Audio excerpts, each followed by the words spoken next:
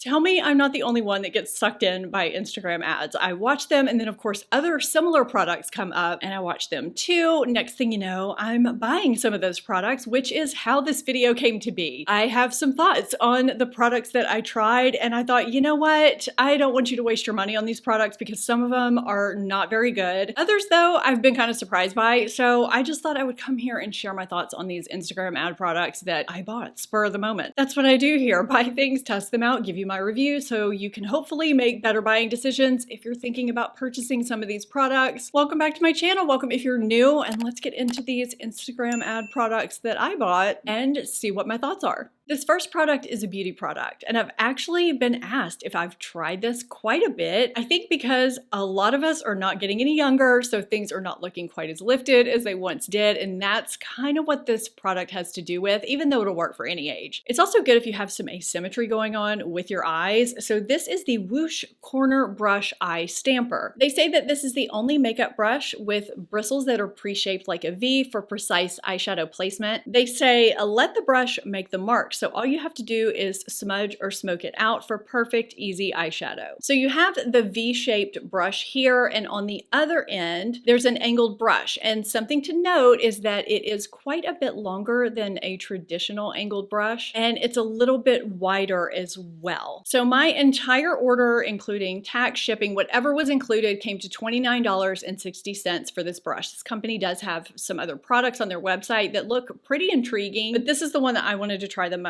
So when I tried this out for the first time, I used it very similarly to how she shows in her demo. She shows stamping it along the outer corner, kind of like liner on the upper and lower thirds, and then taking it to get kind of an outer V on the upper lid. That looked a little overwhelming on me. My lower lash line just does not do well with heavy lower liner, and I didn't like that look. So I decided to adjust this a little bit for me and my eyes, which is what we need to do with certain things. So I like to take a mid-tone shadow as opposed to your typical deep eyeshadow liner shade on the angled brush and lightly stamp it on my lower lash line, mostly isolated to the lower third, but that helps give lift to your eye because it continues the angle of your lower lash line up. It also helps give you a guide not to go below when you're placing your eyeshadow. It's something that I do a lot anyway with other brushes, but I do like the length and the width of this. So now I can take the top tip of the V on the outer corner of my eye, and the side of the V now rests on that guideline I just made with that longer angled brush, and I stamp it. Now this is where you really have to trust the process because it does look kind of weird, kind of harsh. I then take a lighter shadow on a tapered brush and buff and blend the outer corner, not going outside of that V that I just made. It actually turns out really nice in the end, and the angles of my uneven eyes are even. I was not expecting to like this. I thought it was going to be very, very gimmicky. It may take some adjustments to manipulate it the way you like it for your eye shape, but it's actually an easy little tool that can really work nicely to give you some lift and some evenness if your eyes are uneven. I surprisingly liked this one. We're starting out on a good note. I know I've seen this makeup bag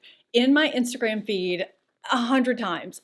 I'm sure it's more. Have you? I mean, this thing comes up constantly from various companies. And as someone who is very into organization, functionality, being efficient, I've been intrigued. But I have kind of a funny story about one of the companies that sells this makeup bag. Not funny, haha, really, it's just a story. So the first time I ever became aware of this bag was when an Instagram follower alerted me in DMs that particular company was quite possibly using my voice in their ad for this bag. And they sent it to me, and sure enough, they had pulled voice footage from one of my travel videos and used it to advertise this bag. So we had to send them a cease and desist. It was a bit of a thing. Long story short, they took my voice out, but I'm pretty sure some people that I knew thought I was endorsing it because they had hearted the ad bad. It was kind of a mess. It's so unethical when that happens, and it's happened a few times in the past. Like I said, not funny, haha, just a story. But fast forward many, many months, I'm still being trolled by various companies selling this bag, and I'm intrigued by it. But I'm realizing that the bag in all of these ads is the same. I think it's just being made and shipped from the same overseas company. It also seems to be priced anywhere from $20 to $25, depending on who you buy it from, but did a little bit more research and I found it was available on Amazon. I looked, it's constructed exactly the same. So I bought my test bag from Amazon for about $16 because I really wanted to know if this bag was everything they say it is. So it does fully open, which I love, and there are compartments, which I also love. The first thing that I wanted to note is this material. It's not even trying to be fake leather or anything. It's just, I don't know, it feels like you could wipe it down, which is good for a makeup bag. I mean, you want to be able to wipe it down, but it doesn't feel luxurious. I do like the blush color though, I will say that. There are not two zippers that meet in the middle. So you've got this makeup bag that folds all the way out, but when you close it, I find that that can be kind of a struggle. I mean, I can't really do it one-handed very easily. I have to, you know, kind of go like that. I just feel like because of how it sandwiches together and closes together, you would have thought ahead to put a zipper that meets in the middle. It just makes sense. You can fill this sucker up. It holds a lot. I like how it carries. There's that. Now, the next thing I noticed after I opened it was the inside material. It just didn't seem that sturdy. Seems a little cheap, like it might tear easily. So I am being very careful when I open and close the middle zipper compartment. But, you know, so far so good. I mean, I've been using this day in and day out. You may be thinking, is that isolated only to the Amazon one that I bought? I have inspected all of the ads very carefully. All the ones that I've seen, and it's been quite a few, all look like they are constructed exactly the same. Now let's talk about the compartments. I love a good compartmentalized inside. So you have that middle zipper compartment, great for brushes, eyeliners, longer things, mascaras, whatever it may be. Then you've got two elasticized slip pockets on one side and a longer slip pocket on the other. It appears that things are great. I find for me personally, things slip out of these slip pockets pretty easily because the elastic is so lax, and that middle zipper pocket divider is not attached at the bottom, which in my opinion completely defeats the purpose. I also find, for me anyway, as someone who reviews and tests makeup out and transports a lot of things, or if you're traveling and you want a lot of options, the two longer compartments just aren't quite roomy enough to fit everything. So I find I am putting some longer things in the bottom and they're just rolling from side to side. So basically in the end, everything ends up kind of jumbled together. Now I'm still using it despite those things. I'm kind of carrying things from downstairs to upstairs, from room to room. And even if I was going somewhere kind of locally, like not flying somewhere, things aren't gonna tumble all over everywhere. Some things are still gonna stay in the compartments. And I like that it lays flat and I can just see everything. And for the $16 I paid on Amazon, I think I'm getting some pretty good use out of it. If you are interested in it, I would get it from Amazon. Now, I'm pretty sure it's not an Amazon Prime purchase, so I don't know the situation with returning it, but I feel like the Instagram companies are pretty sketchy based on the comments I was seeing with shipping times, getting it at all, and some other things. So that's what I would do. I mean, it's not the best bag I've ever used, but I do like the functionality. I just wish it was made a little bit better. Did you see mascara flakes under my eyes? I just wiped them off. I'm testing a new mascara and it is not going well. So this is the Mally Face Defender. And when I checked the Instagram ad that kept showing up in my feed, if you bought it from their site, it was $47. But as I always do, I did a quick Google search. You can also buy this on Amazon, and it is a Prime product. They have their own Amazon store, and so I was able to get it for $38 from Amazon with returns, which I always try to do because if it absolutely is a fail, I want that option. I was interested in this because I am someone who gets breakthrough shine, but I don't always want that powdery look, and this was actually created as an alternative to powder if you don't want that powdery look. From what I understand, some celebrities use it it on the red carpet so that they don't get that white flashback. Now mine looks kind of gross right now. I'll talk about that here in a minute. I actually used it while I was filming in between takes a while ago. And what happens as I touch up with it over my makeup, you can see my makeup will get on the sponge, but it doesn't seem to take off my makeup underneath, which I find interesting. It's this waxy balm-like product that you can tap on your face either under your makeup as kind of extra insurance to help prevent shine, or you can, like I said, use it as a touch-up powder if you happen to get shine during the day. Mine does get a little bit gunky. It doesn't bother me. You can see in this clip a difference from one half of my face to the other in terms of shine and how matte my skin looks once I put it all over. It kind of diffuses pores too, which is really nice, and it's incredibly lightweight. It feels like nothing. Like even when I have it on my fingers, when I go to put it on my hand, it feels like nothing is there, yet my hand is mattified. I don't get it, but it does work. I mean, you know, I'm kind of hot in here today, and I can just tap this on my face where I'm getting shiny again, and it just takes away the shine, but it adds nothing. It adds no texture, no buildup. You don't even need the sponge. You can just use your finger. I do wish this was a little bit thinner so that it would fit in the compact. You could always bring a Ziploc and bring them both together. I'm not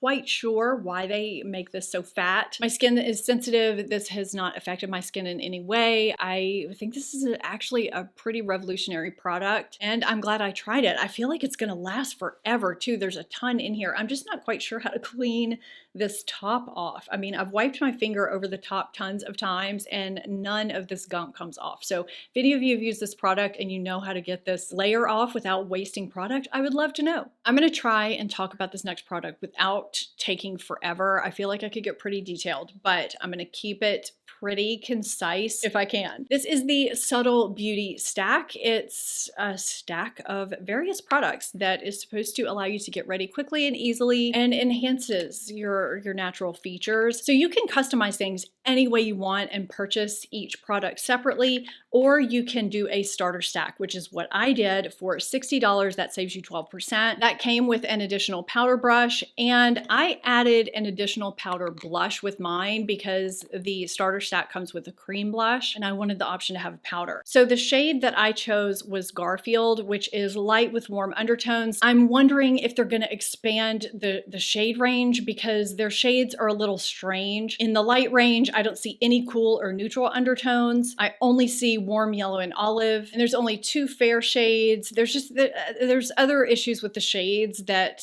I just think there needs to be an expansion with the shades. Now my Garfield stack includes Garfield as my concealer. This for me is the weak spot of this entire thing. I just find this to be very finicky. It can emphasize dryness, which I know a lot of us deal with in various areas on our faces. It also kind of wants to sit on top of my under eye skin. It doesn't really just mesh with my skin. It ends up moving around. It kind of blots away when I go to set it, and I do need to set it because it can crease. So on the particular day where I'm showing you this clip, I ended up wiping it off my under eye area completely and using a different concealer altogether. So in hindsight, I would probably build this stack without the concealer in it and just customize it because I really enjoy all the other products in here. So I have the Mauve Lip and Cheek, which I normally use this just for cheeks. I really like it. It's nice, buildable, easy to work with. The Universal Translucent Shine Control Powder is really nice, and I thought this was gonna be a weak spot. I do really like this for both setting and touching up. A little tiny sponge comes in the bottom. You can use that for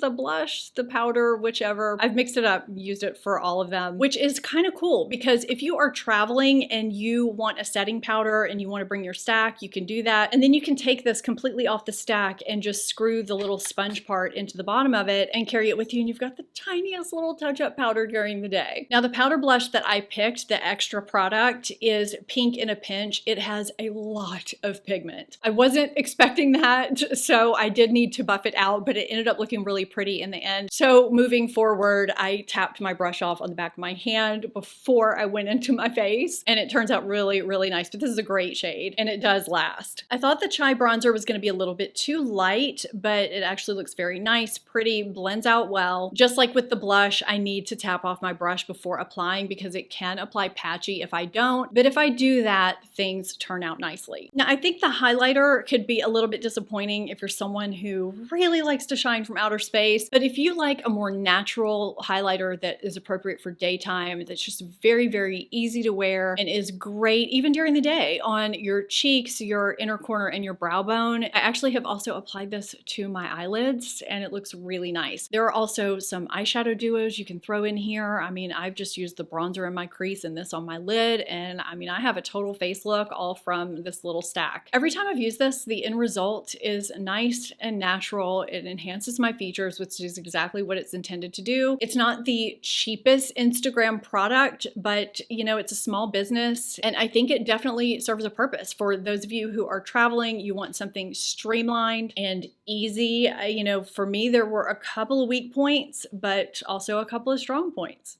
This Dermatology Universal Tinted Moisturizer has been all up in my feed. It has SPF 46, it has antioxidants, and it's supposed to be formulated to be both a sunscreen and a sheer foundation. And it's also supposed to work for all skin tones and give you a natural, healthy glow. Now, the sunscreen is a combination of mineral or physical and chemical, which sometimes works okay for my sensitive skin, but sometimes can be a nightmare. So it's 12% zinc oxide and 7.5% octinoxate. It's also got hyaluronic acid, niacinamide, and vitamin E. It's supposed to be moisturizing, but also feel lightweight. I like the lotiony texture. It applies quickly and it sinks into my skin really nicely. And I would say it leaves a pretty natural finish. However, I don't really see much in terms of the sheer foundation aspect of it. I don't notice it evening my skin tone out very much or smoothing or providing really any coverage. And I find that if I apply as much of this as I need to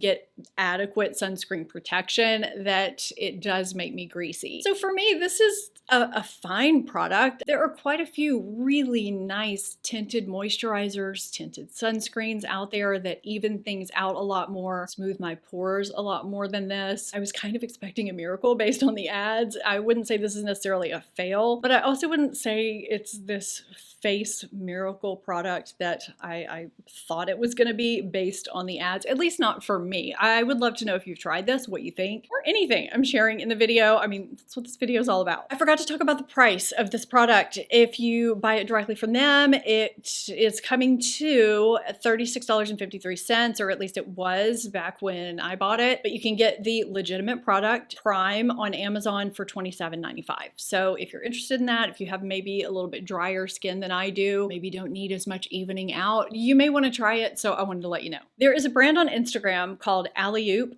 Have you heard of it? Let me know in the comments. They have some really nifty products. The first product that kept showing up in my Instagram ads was this Multitasker brush. So there's a brush on one end, a sponge on the other, and there are two eye brushes in the middle. Now, I tried a Wet n Wild brush like this a little while back and didn't really like it. So I thought, you know, let's try this one, see how it works. Now, this brush plus two additional sponge refills, which I'll touch on in a moment, the reason why I added these in, and another product that I threw in my cart, this little retro clicky pen. It's actually called the Pen Pal. The total came to $51.75. It seems like they pretty consistently offer a 25% discount. I mean, I think that's pretty good for everything that I got. It arrived pretty quickly in really cute, sustainable packaging. Now, I like the way the brush feels in my hand. It's got a nice weight. Sometimes that can be an issue when you have double-ended brushes, so that was a good thing. I also like the blush brush. It's nice. It's got a nice density. It's very soft. You don't have to just use this for blush, but that's just my preference. Let's talk about the sponge. That was an issue for me with the Wet n Wild brush, so I was really intrigued by that because, you know, the whole purpose of this, for me anyway, is a multitasking brush to help streamline travel, but it also has to function properly, right? Now, because I wasn't sure if I was going to want to wet this sponge or not, I decided to go ahead and get some replacement heads. This isn't a brush I'm going to be using every day. You can see the size difference and the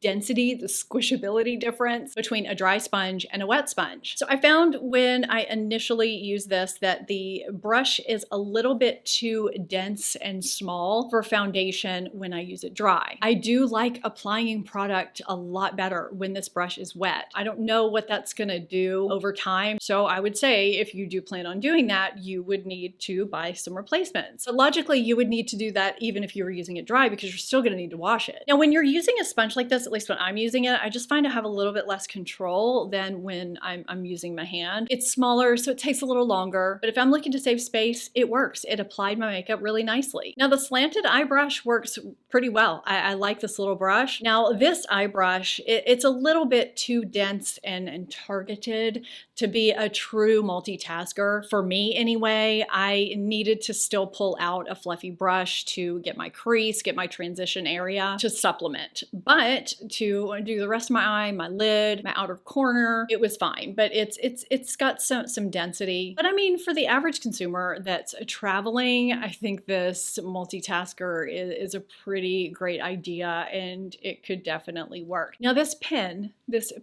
pal, I mean, I had to get it. It includes an eyeliner, lip liner, brow pencil, and highlighter. And it functions just like an old-fashioned retro click pen. Now the one that I picked is called In a Rouge, and the lip liner is a little bit on the pink side for what I normally choose. So I hope that they expand the shade range. I would have loved a nude. I feel like that would be a little more universal. Mine also included a black eyeliner, which I do love. It's not completely budge proof, but I mean, you know, if I'm traveling, I can bring my subtle beauty stack that I talked about earlier and top it with a little bit of that powder for more longevity. Now the brow pen, it's a little bit too chocolatey for me and dark. So I have actually just used this as a brown eyeliner and that works fine. And I guess I should note that if you need more product, you just twist it up like so. The highlighter I feel is the true weak point here. At least for me, I've tried to use it in the corner of my eye and on my brow bone. The formula is a little bit dry and I feel like it was kind of wiping away concealer on my inner corner. I really couldn't see it and it just doesn't blend well when I use it on my brow bone. It kind of just looked like scribbles. So this is another product where I feel like the concept is good. I love having everything in one product, but I feel like it's going to be hard to please everyone with every shade in these. For instance, I'm someone who loves a nude lip liner,